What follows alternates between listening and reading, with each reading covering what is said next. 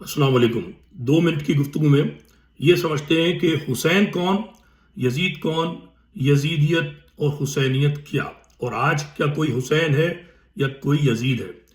دیکھیں، یزید وہ شخص ہے کہ جس نے اپنے وقت کے امریکہ اور روس دونوں کے خلاف جہاد کیا، ٹھیک ہے، تو وہ مجاہد تھا۔ اس نے اپنے دور میں شریعت میں کوئی تبدیلی نہیں کی، آ رہی ہے بات سمجھ میں؟ مگر اس نے کیا جرم کیا؟ اس نے بیعت طلب کی وقت کے امام سے۔ وقت کا امام کون ہے؟ وقت کا امام وہ ہے جو وارث دین الہی ہے، وارث رسول خدا ہے، وارث ولایت علی ہے۔ حسین وہ تھے کہ جن کے کندھوں پہ اسلام تھا۔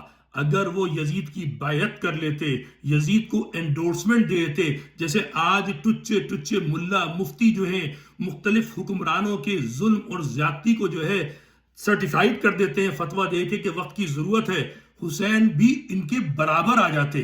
مگر حسین نے اپنے آپ کو بلند کر لیا، سر دے دیا، مگر دین بچا لیا۔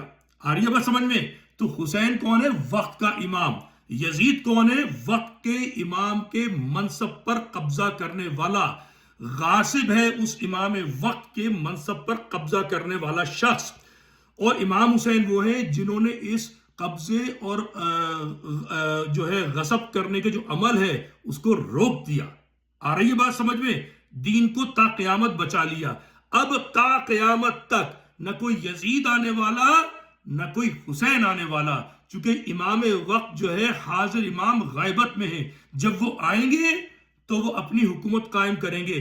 اب کوئی امام وقت سے بیعت طلب نہیں کر سکتا، مگر جو بھی شخص ولایت علی پر حملہ کرے، آ رہی ہے بات سمجھ میں؟ ولایت علی پر حملہ کرے، یہ کہے تھیسس لکھ کر کوئی شیطانی ملا کہ نظام جو ہے ملاؤں کے ہاتھ میں ہونا چاہیے، اور 40 سال ایران میں ظلم و زیادتی کرتا رہے، اپنے ہر مخالف کا دشمن ولایت فقی کہہ کے گلا کاٹتا رہے۔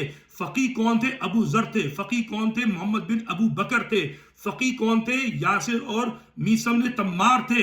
یہ جو ٹچے ٹچے مولوی ہیں نا، اپنے آگے ڈگریاں لگا کے، آیت اللہ لگا کے، یہ سب کے سب حرام خور اور نطفہ حرام ہیں۔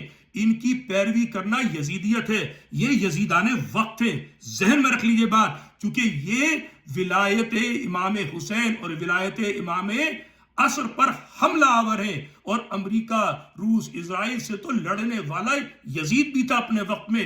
ان سے لڑائی کرنا کوئی بڑا کمال نہیں ہے، یہ ذہن میں رکھ لیجئے۔ آئیے تحفظ عزاداری کریں، تحفظ حسینیت کریں۔